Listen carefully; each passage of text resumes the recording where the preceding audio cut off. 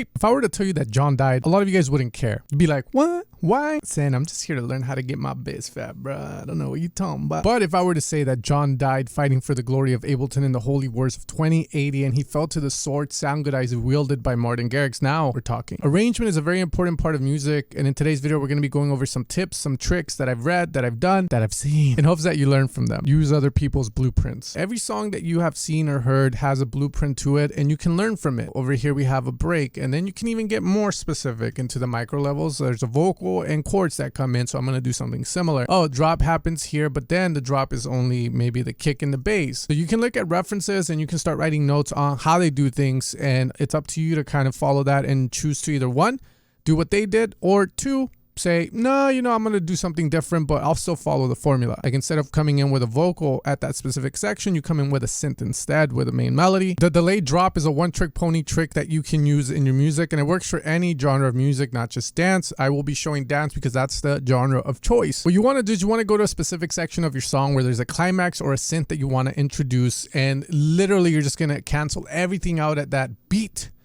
except the sound that you want to introduce. Make sure your automations also come with it, bro, because I think I'm gonna mess some up here.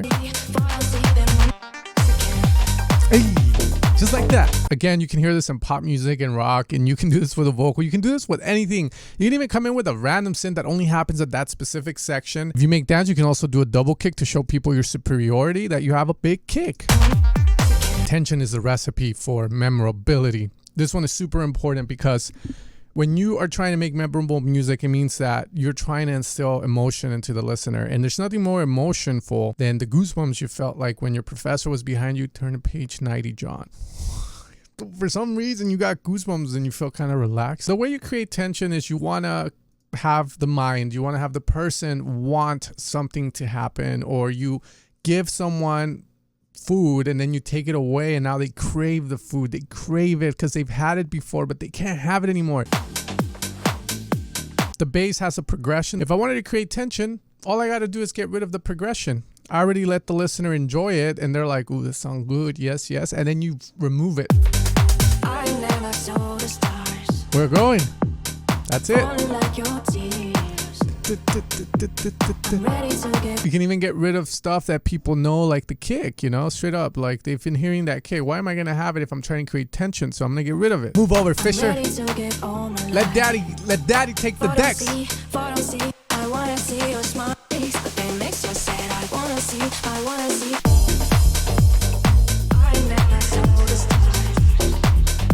So again, you can do this with drums as well, and that's probably like the right choice for this song is to do it with the drums. The listener has latched onto. So if we remove that and scope it back, cats and boots. Okay. This one is something that you can do with your music, but what you want to do is you want to look at your song and you want to see how the frequencies look at all times. For example, in the break versus the drop versus the first part of your drop versus your pre-chorus versus your verse. And you want to see how the frequencies look. Ideally, you want the climax to be the fullest, and then you want your verses and your breaks to not be as full. So if we check this part of the song here,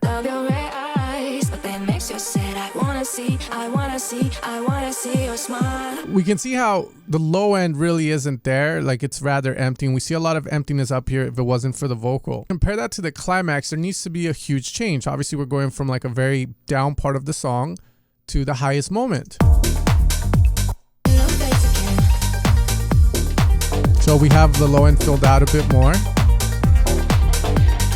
Point being is you want to have some change. You want to make sure that your song during the climax feels like a climax. And in order to have high moments in your song, you're going to have low moments as well. So when you're working on your song, think about the frequencies. What can you bring in to add the highs, etc.? Where can you take away to remove the highs because you're in an intimate part, in the break part of your song? Give each specific section a focus. This is another thing I learned from the pop guys, and that is that each section needs to have a focus. And once you have that focus, you want to make sure that you accentuate or layer up. When you have a vocal, the human mind will always latch on, put its attention towards that because we're trying to hear what the vocal is trying to say. So one of the biggest mistakes I see is when you have a vocal and it's very cluttered. Ain't trying to hold you back. Boy, I know I told you that. Show you how you're supposed to act. You're trying to do too much. So You want to make sure that you make space for your elements. If you're going to have like a main vocal, everything that plays with that vocal needs to accentuate the vocal, not try to fight against it. And a lot of the times when you have a vocal, you don't really hear too much melody. You hear more harmony playing with the vocal, aka chords, little ear candy, arps. You know you're too old for that.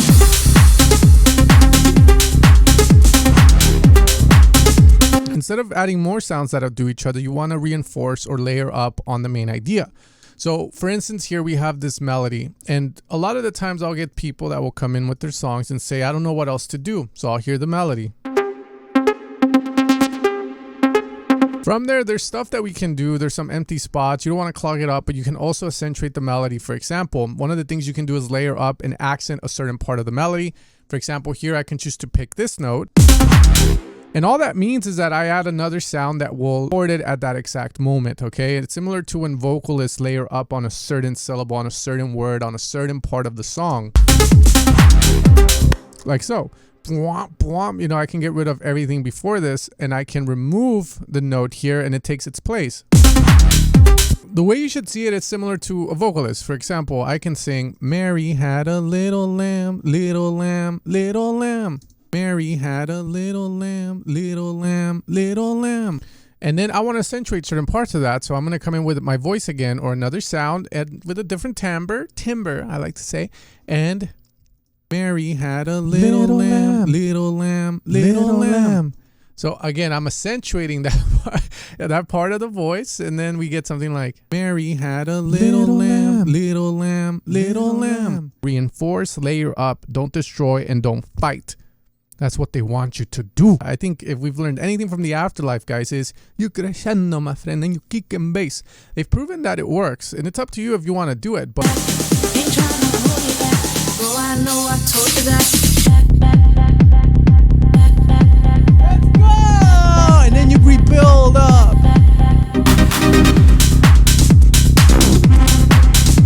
Rebuild it!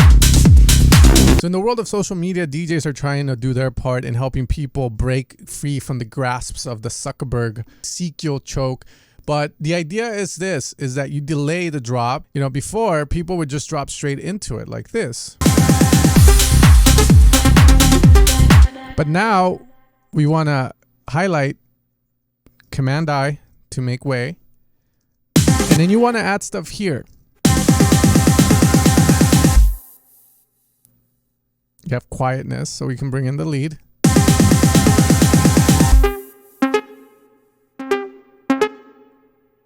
Drop. People thought the drop was happening. At this point, everyone knows.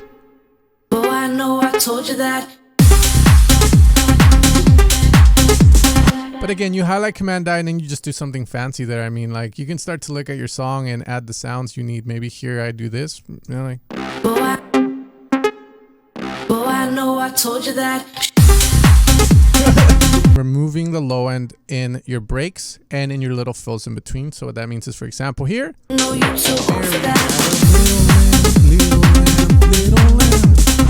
So during this transition, You know you're too old for that. because if we don't do that, we get this. You know you're too old for that. It just doesn't create as much impact. So you can do that, and then in your breaks, you can remove the low end, take away to add in an impactful way. That's the gist of it. So the way you tell your story is very important, and hopefully these tips help you a little bit in just making your track sound a little better. Ideally, what you want to be able to do is you want to be able to give a notebook to your mom and you want to have her draw a line. And as she's drawing the line, she should be able to say, okay, this is where the energy goes up in the song, this is where it kind of falls, and this is where it falls, and this is the lowest part of the song, but then it builds up and drops here. You want there to be that change. If there's no change, then you have a boring song. If you guys have any more cool arrangement tips to share, make sure to leave them down in the comments. I will greatly appreciate it because I'm always looking to learn. And if you want to support the channel, make sure to head over to evilsounds.com. Now, if you want to continue your production knowledge forward, consider watching this video where I talk about how the pros make their leads go from bland to epic. Much love, and you guys have a great rest of your day.